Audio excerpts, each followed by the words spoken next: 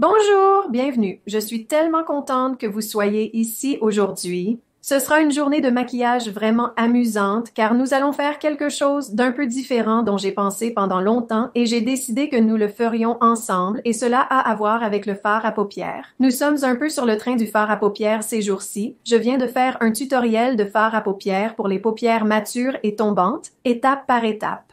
Vous avez vraiment aimé. Si vous ne l'avez pas vu, je vais le lier ici. Cela m'a fait réfléchir au fard à paupières pour les paupières matures. Bien sûr, j'y pense beaucoup, mais encore plus à la différence entre l'ombre à paupières scintillante et l'ombre à paupières mat. Beaucoup de personnes dans la communauté beauté disent que le fard à paupières mat est plus joli sur les paupières matures. En d'autres termes, il réduit l'apparence des rides et des plissures et de toutes les choses que je semble avoir sur mes paupières maintenant. En général, je n'utilise pas que du fard à paupières mat.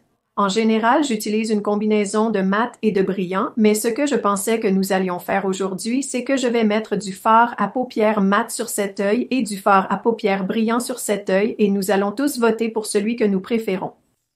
Bienvenue aux nouveaux arrivants. Je m'appelle Kimberly. Bienvenue sur Pretty Over 50, où nous abordons maquillage, soins de la peau et style pour les femmes de plus de 50 ans. Pensez à vous abonner et cliquez sur la cloche de notification pour ne manquer aucune de mes prochaines vidéos. Pour plus de conseils maquillage, soins de la peau et style pour les femmes de plus de 50 et 60 ans, rendez-vous sur prettyover50.com. De nombreuses autres informations intéressantes vous attendent là-bas. J'ai déjà appliqué mon fond de teint, mon correcteur, j'ai fait mes sourcils et ajouté un peu de contouring. Je vais mettre un fard à paupières mat de ce côté et un fard à paupières brillant de l'autre côté, et je vais faire de mon mieux pour garder les couleurs très similaires afin que nous puissions vraiment voter pour celui que nous préférons sans être distraits par les couleurs. Nous allons tout de suite attaquer cela et comme toujours, tous les produits que j'utilise et que je mentionne aujourd'hui seront listés et liés en dessous, donc très facile pour vous à trouver. Et avec cela, passons au fard à paupières. Pour le look d'aujourd'hui, je vais utiliser ma palette Stone Cold Fox de Colourpop et vous pouvez voir qu'elle est un peu usée car j'utilise cette petite chose assez souvent. La raison pour laquelle j'utilise cette palette aujourd'hui est qu'elle propose une large gamme de couleurs et, comme je l'ai dit, je vais essayer d'appliquer les mêmes couleurs sur les deux yeux pour pouvoir vraiment comparer la nuance brillante à la nuance mate. Je vais aussi faire de mon mieux pour réaliser un look très sophistiqué, très chic, bien estompé, afin que nous ayons des exemples d'ombres équivalentes parmi lesquelles choisir. Écoutez, vous devez voter. En bas, tout le monde aura une opinion différente et je suis vraiment curieuse de savoir ce que vous pensez de la différence entre une ombre mate et une ombre brillante sur des yeux très matures.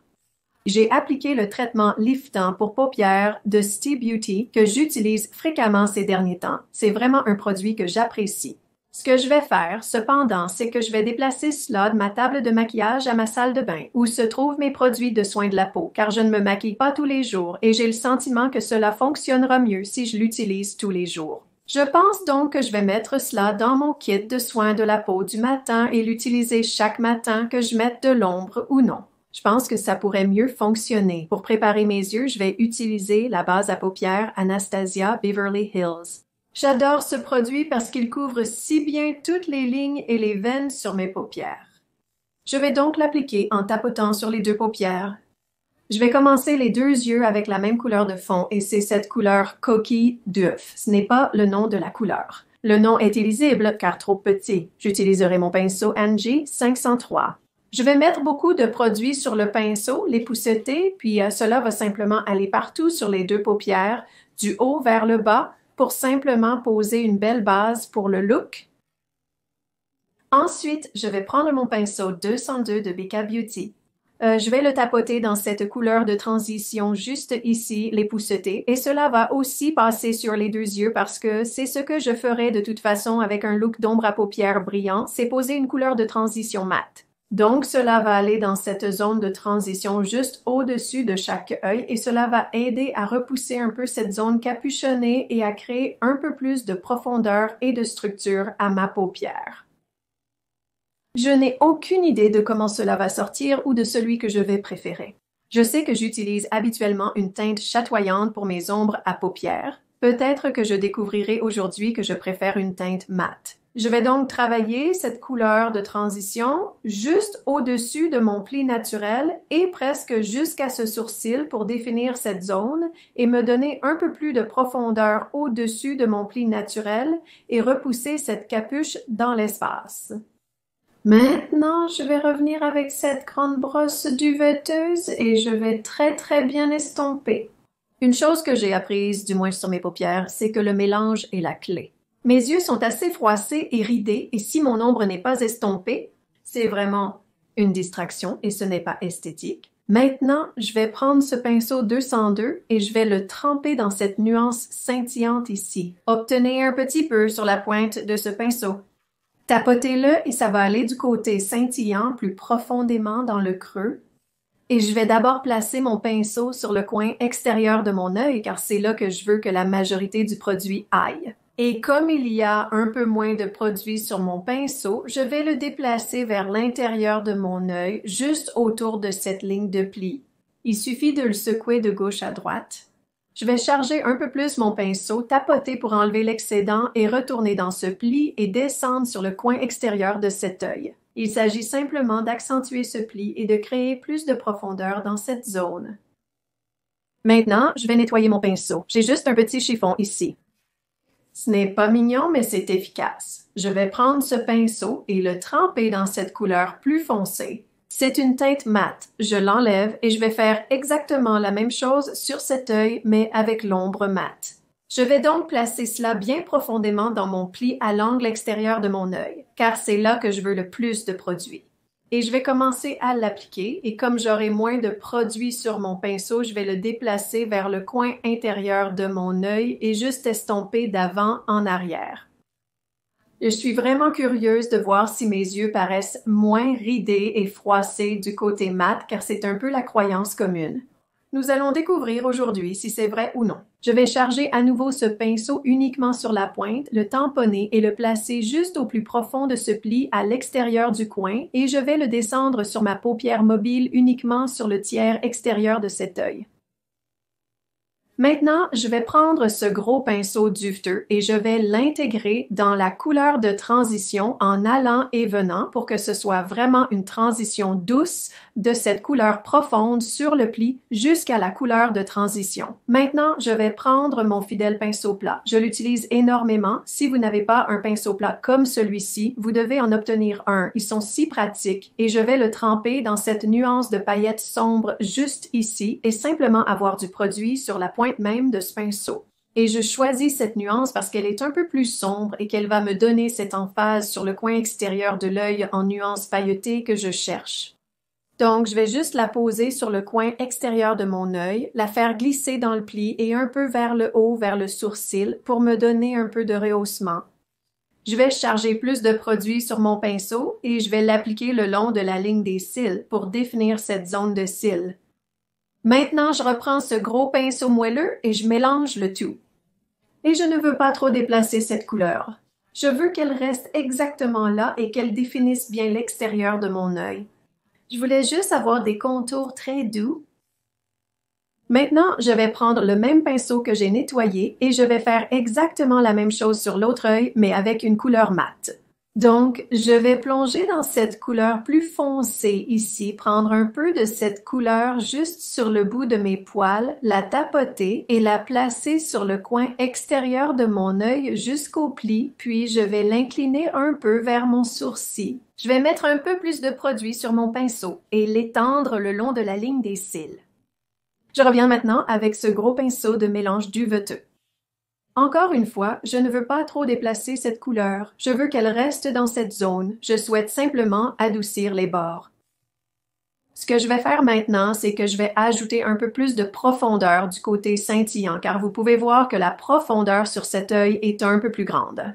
Cette teinte scintillante que j'ai mise sur la dernière n'est pas tout à fait aussi sombre, alors je vais choisir une autre couleur de la palette. Ce ne sera pas une teinte scintillante parce que je n'en ai pas une, mais nous avons beaucoup de scintillement sur cet œil, alors je pense que cela va rester dans le thème. Je vais prendre ce pinceau plat, je vais le tremper dans cette couleur plus sombre juste ici. Mettez un peu de produit juste sur la pointe.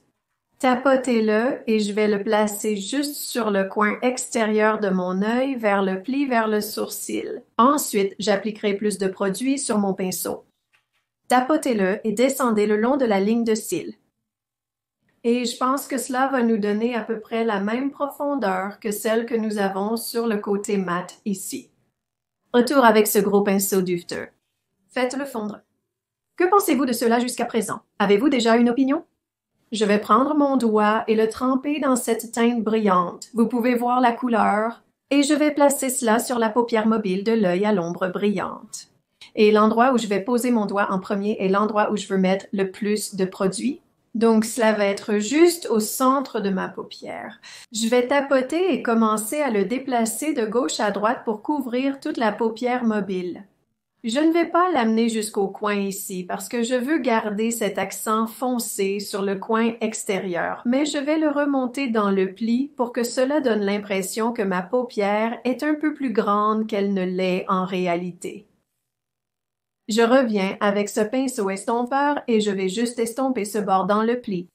Puis, de l'autre côté, je vais reprendre mon doigt et je vais le tremper dans cette couleur coquille d'œuf avec laquelle nous avons commencé au début. Je mets un peu sur mon doigt ici et ça va être tapoté sur la paupière mobile.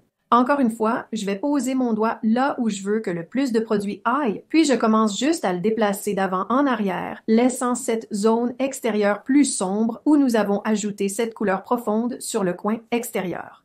Je reviens avec mon pinceau estompeur pour estomper ce bord dans le creux. Maintenant, je vais prendre un petit pinceau de détail. Ceci est le pinceau O2 de Refire. J'adore ce pinceau. Je vais le tremper à nouveau dans cette couleur coquille d'œuf, mettre un peu de produit des deux côtés de mon pinceau et cela ira directement dans le coin interne des deux yeux, juste pour éclaircir un peu cette zone. Cela devient un peu ombragé là-bas car j'ai une peau lâche qui crée une sorte de petite caverne. Alors j'aime compenser cette ombre avec une couleur plus légère dans cette zone. Et je vais prendre ce même pinceau, la même couleur, mettre un peu de produit sur le pinceau et cela va être placé juste sous les deux sourcils vers le bord extérieur, juste pour ajouter un peu de lift à cette zone juste en dessous du sourcil. Donc là, nous avons l'ombre sur les deux yeux. Pensez-vous savoir lequel vous allez aimer le plus? Côté scintillant, côté mat, voici le rendu. Je vais maintenant souligner les deux yeux avec mon traceur L'Oréal en traçant une ligne serrée. Puis, j'utiliserai ma base de cils volumineuse L'Oréal et mon mascara Roller Lash et je reviens tout de suite. Voici le look final sur les deux yeux. Nous avons l'ombre mate ici et l'ombre scintillante là. Je vais vous donner un gros plan des deux paupières. Alors, ombre scintillante ici, ombre mate là. Qu'est-ce que vous en pensez, les gars? Je me demande si l'ombre mate réduit réellement l'apparence des rides de la paupière. Je pense un peu que oui, mais je vous le dis, je suis indécise. J'aime bien l'aspect plus lisse du côté mat, mais j'aime aussi l'aspect brillant du côté scintillant. Donc, je ne suis pas vraiment sûre de pouvoir dire que j'aime l'un plus que l'autre. Oh, je pense qu'ils ont tous les deux des qualités qui les rendent attirants. Qu'en pensez-vous? Préférez-vous le mat ou le brillant? Assurez-vous de laisser un commentaire ci-dessous car je suis vraiment curieuse de savoir ce que vous pensez être le mieux et le plus approprié pour des paupières très matures aux rides marquées. Eh bien, c'était notre petite enquête sur quelles ombres fonctionnent vraiment pour les paupières matures. J'espère que vous avez trouvé cela amusant, utile et instructif. Si c'est le cas, n'hésitez pas à l'apprécier. Si vous êtes nouveau ici, n'oubliez pas d'appuyer sur le bouton d'abonnement et d'activer la cloche pour ne rater aucune de mes vidéos à venir. Pour plus de conseils beauté et style pour les femmes de plus de 50 ans, rendez-vous sur prettyover50.com. Plus d'informations intéressantes vous attendent là-bas. Je me suis beaucoup amusée que vous m'ayez rejoint aujourd'hui. Merci d'être passé. J'apprécie cela et je vous apprécie. Ici Kimberly, bienvenue à Pretty Over 50, votre source pour le maquillage, les soins de la peau et le style pour les femmes de plus de 50 ans.